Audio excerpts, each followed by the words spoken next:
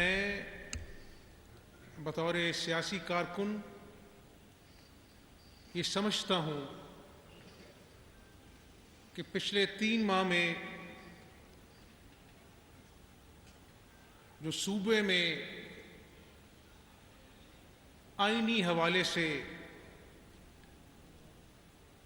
اتار چڑھاؤ آئے، سیاسی حوالے سے شاید کبھی پنجاب کی تاریخ میں اور پاکستان کی تاریخ میں اور بلکہ اقوام عالم میں 3 مہینے میں جو کانسٹیٹیوشنل کرائسس آئینی حوالے سے جو دشواریاں پیش آئیں، شاید وہ اس کی نظیر ڈھونڈنا مشکل ہے۔ میں جہاں پر یہ بات کر رہا ہوں، میں یہ بات کیوں کہہ رہا ہوں؟ شاید ہی کوئی تاریخ کا واقعہ ہوگا جہاں پر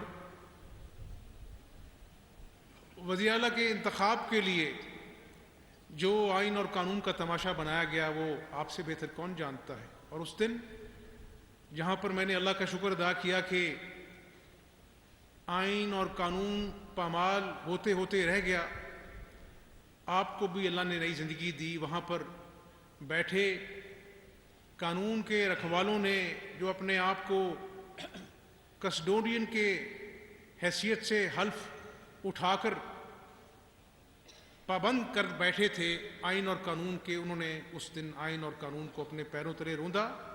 لیکن میں سلوٹ پیش کرتا ہوں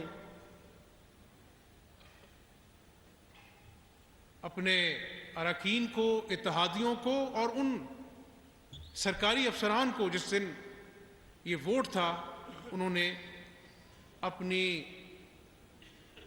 جان کو داؤ پر لگا کر جو عدالت عالیہ کا فیصلہ تھا اس کو منوان تمام دشواریوں کے باوجود اس کو اپنا جو ہے کامیابی سے پایہ تکمیل تک پہنچایا۔ میں قطعاً خوش نہیں ہوں کہ آج ایوان اقبال میں بجٹ اجلاس منعقد کیا جا رہا ہے۔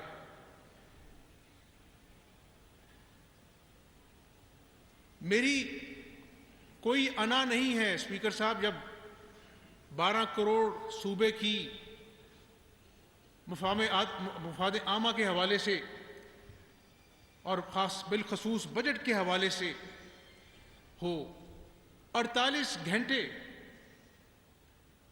وزیر خزانہ صاحب،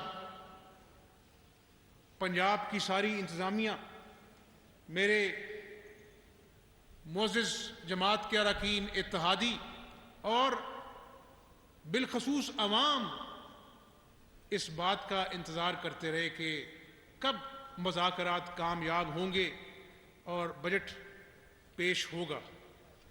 تمام تر کاوشیں بیکار ثابت ہوئیں اور انا جو ہے اس کی نظر ہو گیا یہ سارا پروسیس۔ اسپیکر صاحب، یہ ایکسچیکر کا پیسہ ہے، عوام کا پیسہ ہے، ایک گھنٹہ جو ہے وہ لاکھوں روپے اس کی قیمت ہے جب آپ اجلاس بلاتے ہیں۔ لیکن ہٹ درمی، انا، ضد اتنی بڑھ گئی کہ نہ آئین دیکھا گیا، نہ 12 کروڑ صوبے کی عوام کا مفاد دیکھا گیا۔ لیکن آج میں یہ ضرور کہوں گا اس معزز ایوان میں کہ ہم نے 3 مہینے غیر آئینی ہتھ کنڈوں کا مقابلہ اللہ کے فضل سے کیا، لیکن ہم نے جو مقابلہ کیا، ہم نے تمام چیزیں جو ہیں وہ آئین اور قانون کے مطابق کی۔ اور آج مجھے ضرور یہ کہنے دیجئے، عزت تو اس رب کی ہے، رب ذوالجلال کی ہے، ہم تو خاکی ہیں, خاک میں مل جانا ہے. میں خود چلا گیا, میں نے کہا کہ اگر اسپیکر صاحب کو میری اتنی یاد ستا رہی ہے, میں حاضر ہو گیا, بیٹھ گیا وہاں پر جا کر. طے ہوا تھا کہ جب قائد ایوان آ جائے گا تو ہم بجٹ سپیچ ہونے دیں گے. اس کے بعد آخری لمحات میں اپنا میری موجودگی میں انہوں نے کہا کہ آئی جی کو بلائیں, اسپیکر کو بلائیں. میں بات اپنی یہاں پر ختم کر رہا ہوں کیونکہ میرے پاس اور بہت کچھ کہنے کو ہے, لیکن عوام کو یہ ضرور بیک گراؤنڈ بتانا چاہتا تھا کہ آج کس وجہ سے ایک اسمبلی کے ہوتے ہوئے ہم آج بجٹ کا اجلاس جو ہے وہ ایوان اقبال میں منعقد کرنے پر مجبور ہیں. اسپیکر صاحب, کوئی عہدہ جو ہے وہ مستقل نہیں ہوتا, کوئی شخص جو ہے وہ ناگزیر نہیں ہوتا. اس ملک کو اللہ تعالیٰ انشاءاللہ تا وقت قیامت قائم و دائم رکھے اور ہم سب کو توفیق دے کہ ہم اس ملک کی مخلوق کی خدمت کر کر اس عوام کا بھلا کر سکیں. مجھے یہاں بیٹھے ہوئے میرے دوستوں نے کہا کہ جب کابینہ نہیں بنی تھی, انہوں نے کہا کہ یہ اپنا جو ہے وہ آپ سبسڈی دینے جا رہے ہیں 200 ارب کی گندم کے اوپر, جو کہ 160 روپے سستا 10 کلو کا آٹا پوری پنجاب کے 36 اضلاع میں الحمدللہ آج عوام کو مل رہا ہے. آپ اس پہ سبسڈی نہ دیں, کابینہ کا انتظار کریں. بڑی غیر یقینی صورتحال تھی.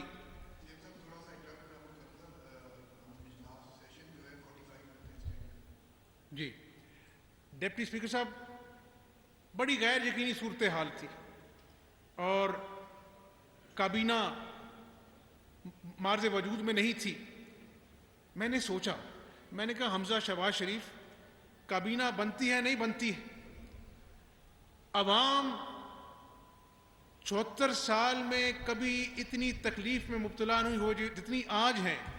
تو میں نے کہا یا کچھ جھوٹے مقدمے تم پر بنیں گے اس کی فکر کر لو, یا پھر قیامت والے دن اللہ پوچھے گا کہ جب مخلوق بھوکی تھی, تنگ تھی مہنگائی سے, تو تم نے اس وقت کیا قدم اٹھایا. تو اسپیکر صاحب, میں نے اپنے دل کی آواز سنی. میں بڑا ناچیز انسان ہوں, اللہ نے مدد کی اور ہم نے یہ قدم اٹھایا.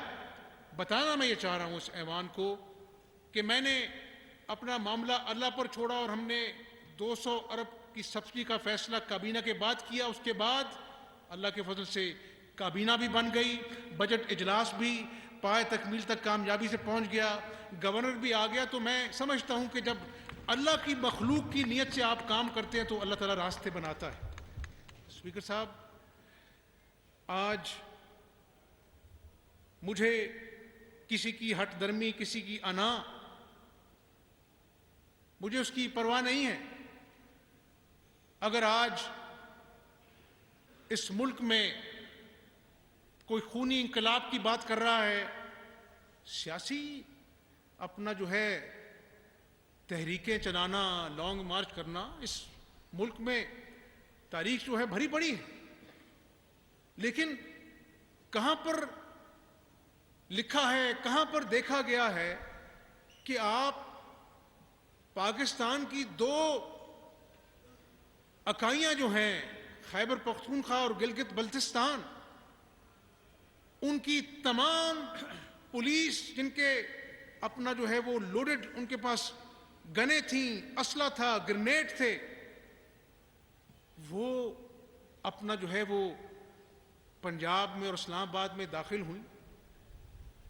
ہم نے اس دن اپنی پولیس کو صرف بلٹس دی تھی, کوئی لائیو ایمونیشن کی ایک گولی ان کے پاس نہیں تھی. اور پھر سپریم کورٹ کا فیصلہ بھی آیا. پھر کون اس جو ڈیزگنیٹڈ جو جگہ تھی وہاں سے ڈی چوک کی طرف گیا؟ پھر کیا قوم نے دیکھا نہیں کہ گرین بیلٹس پر آگ لگی ہوئی تھی. یہی وہ بات ہے جو آج میں ایوان میں کہنا چاہتا ہوں کہ آپ سازش سے شروع ہوئے، بیرونی سازش سے اداروں پر حملہ آور ہو گئے، آئین اور قانون کو آپ نے پامال کیا. آپ کو اس بات پہ اعتراض تھا کہ 12 بجے سپریم کورٹ کے دروازے کیوں کھلے. افسوس سے کہنا پڑتا ہے کہ یہ سیاست کے پیچھے جو انتشار چھپا ہوا ہے، جو خواہشات ہیں کہ خدا نخواستہ جمہوری نظام جو ہے وہ جام ہو جائے، ادارے تباہ و برباد ہو جائیں، یعنی اس کے بعد کہ اس ملک پر خدا نخواستہ اس ملک کی ایٹمی قوت جو ہے وہ برباد ہو جائے گی، فوج تباہ ہو جائے گی، ادارے تباہ ہو جائیں گے.